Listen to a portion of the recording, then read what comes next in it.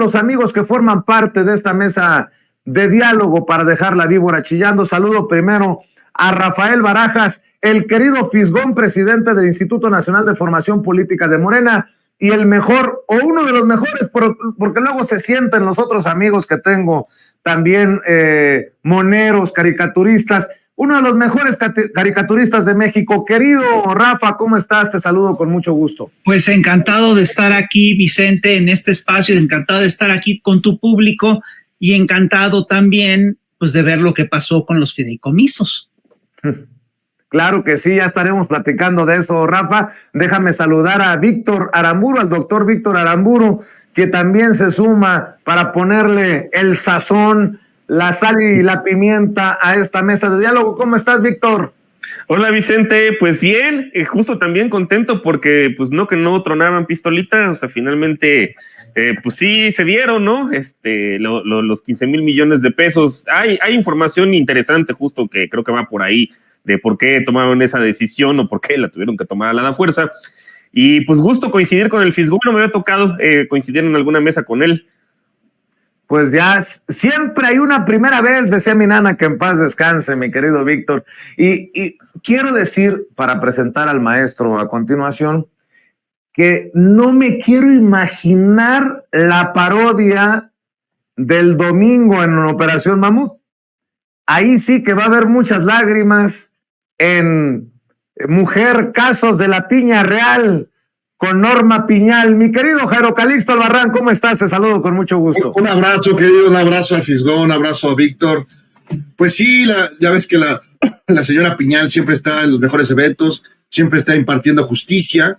Entonces, pues seguramente tendrá unos fideicomisos que repartir entre la pobredumbre, entre el naquerío, pues para no quedar mal. Ya ves que pues las encuestas ponen al Poder Judicial y a los ministros de la tremenda corte, fíjate, más abajo en popularidad que la América. O sea, no, eso ya está tremendo.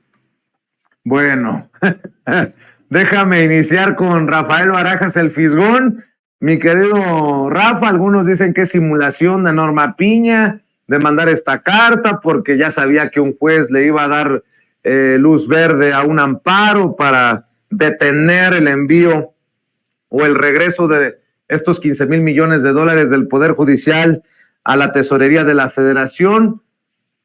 Ya salieron personajes como el traidorcete de Germán Martínez a decir, esto no se puede. Damián Cepeda también puso el grito en el cielo y de plano el saco de pus mentando madres por esta ministra presidenta que le hace el juego a López Obrador. Lo que demuestran es que son una bola de sopilotes, de carroñeros, que lo que menos les interesa es cómo sacar a nuestra gente de esta crisis que nos ha dejado el paso del huracán Otis, querido Rafa. No, pues totalmente de acuerdo contigo. Mira, lo que hizo Norma Piña, yo creo que pues fue correcto, porque estaba perdiendo todo el debate ante opinión pública. Y yo estoy convencido que en este asunto de los fideicomisos había dos juicios. Uno es el juicio legal, y ese juicio obviamente lo iba a ganar la Suprema Corte, porque la Suprema Corte tiene la última palabra en este juicio, a pesar de que la Suprema Corte dictamine sobre este proceso es totalmente ilegal, porque la Suprema Corte terminaría siendo juez y parte en un proceso y eso no es correcto.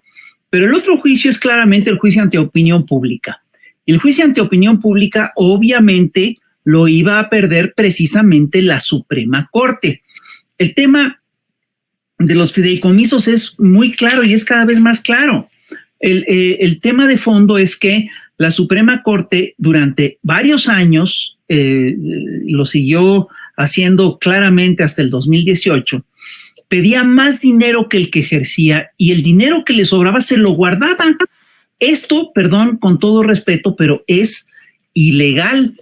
Date cuenta de lo que implica que la Suprema Corte de Justicia de la Nación esté incurriendo en un asunto ilegal que además pase por el monto de 15,000 millones de pesos. Entonces, todo lo que vimos de que decían, de que movilizaron a los oficiales y que movilizaron a toda la estructura burocrática de la Corte, con la lógica, con el argumento de que eso era lo que en realidad le daba los salarios, las prestaciones a esta gente, y que el gobierno decía que no era cierto, ¿sí? Todo esto se viene abajo, todo este discurso se viene abajo cuando Norma Piña de repente dice, bueno, está bien, vamos a entregar esto para los damnificados.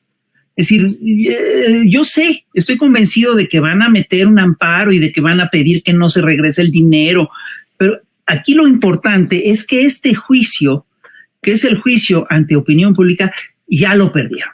Y lo perdieron además de una forma bastante penosa, porque lo que estamos viendo es cómo la Suprema Corte pues realmente no tenía cómo sustentar su discurso, cómo sustentar su argumentación, y vimos cómo movilizó a todo un aparato que le es afín para defender un asunto que es absolutamente indefendible. Es decir, yo sí espero que den los 15,000 millones porque los van a necesitar los damnificados de Guerrero.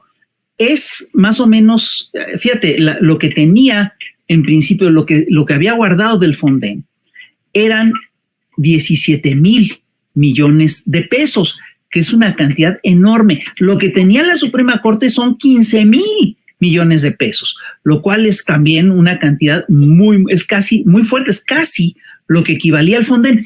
Y lo que hemos visto últimamente y que está súper interesante es que López Obrador el día de hoy propuso un plan para el rescate de Guerrero, para el rescate de Acapulco, que es un plan, entre otras cosas, que implica pues una cantidad de ayudas increíbles, ¿no? Apoyo apoyo para la búsqueda de la gente, se adelantan 2 meses de todos los programas de bienestar, se aumentan al doble las becas, es decir, son una cantidad de apoyos increíbles. Va a haber una entrega de 8,000 pesos para familias de damnificados para limpieza y todo. Hay que decirlo con toda claridad. Esto, por supuesto, después de una campaña de descrédito orquestada por la gran prensa, que es decir, lo que está operando es una operación psicológica de alto nivel en un momento de mucha angustia pública. Es decir, estas operaciones de descrédito hemos visto que las echaron a andar desde el inicio del sexenio. Es una campaña sólida, es una campaña que no ha cesado un solo día y arreció de manera muy clara durante la pandemia y arreció también ahorita con el huracán Otis. Y la razón de esto es muy simple. Las campañas de descrédito están destinadas a afectar a la gente a un nivel emocional. Las catástrofes, las matanzas, los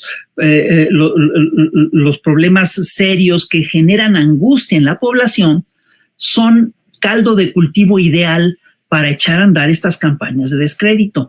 Eso hicieron durante la pandemia y por eso le tienen odio a Hugo López-Gatell, que era una voz razonable durante la pandemia, y esto están haciendo ahorita cuando con el huracán Otis.